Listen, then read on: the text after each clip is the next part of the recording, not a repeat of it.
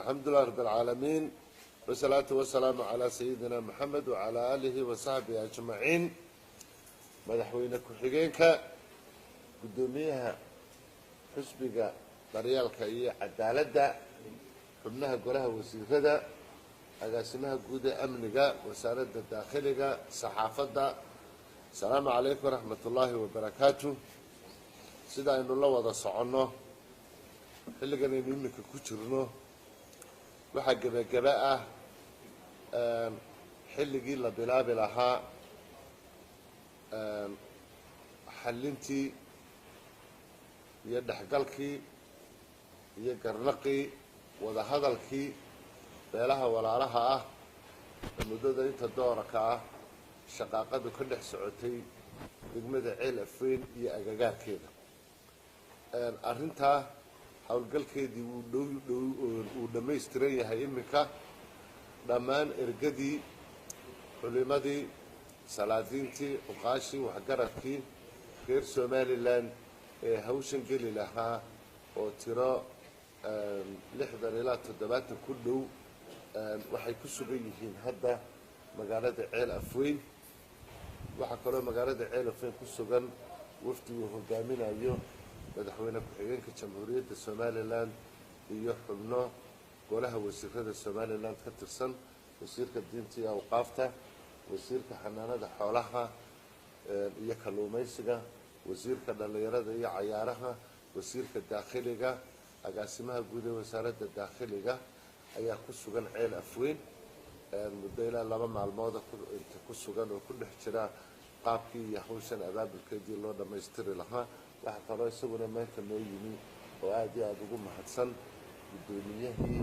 xisbiga daryeelka iyo cadaaladda Faysal Cali Waraabe oo isaguna ka soo qayb galay in uu taladiisana ka geysto hawshiisana qaybtiisa ka qaato hawsha nabadeynta ee Ceel Afweyn.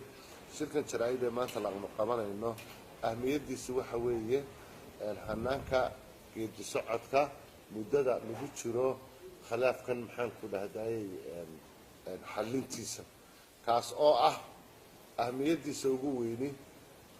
muddada hawsha lagu jiro iyo wixii ka dambeeyaba lagama maarmaan waxa ah shaqaaqada jirtay lagu soo afjarayo in la sugo hawsha nabadgelyada maxaan ku dhahday deegaamada walaalaha ah. hawshaas oo noqonaysa marka ugu horeysa ciidamadii amniga ciidanka qaranka militariga iyo ciidanka booliiska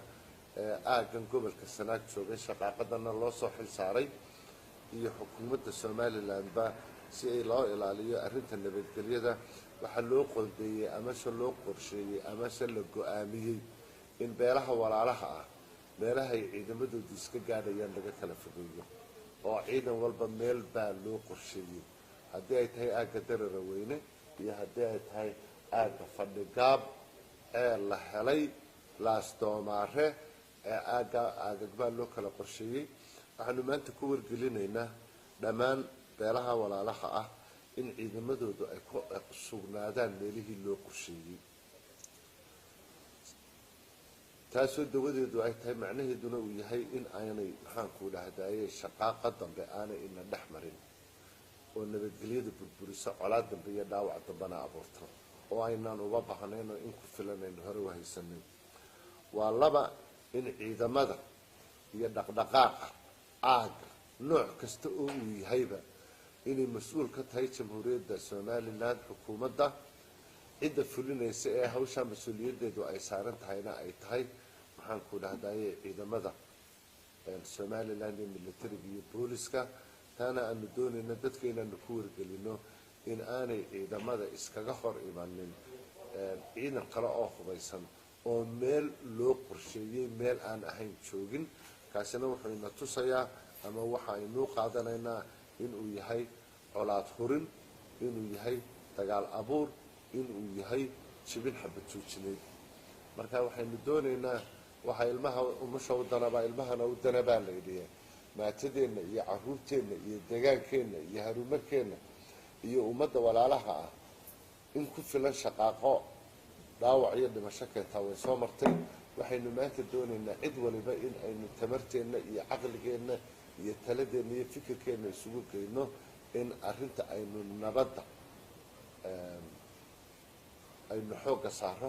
waxaynu u baahannaho kale inaynu isla wada fahamno ciddii kastee nabadgelyo darro abuuraysa ama dhaqdhaqaaqa ciidan abuuraysa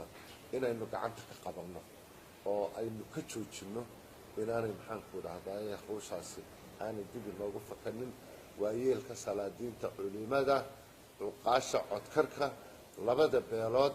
waxaanu ku baraarujinaynaa waxa aan leenahay colaad hurintana ha la joojiyo taladana ha la isugu geeyo nabadda iyo deganaanshuhu in iskunaado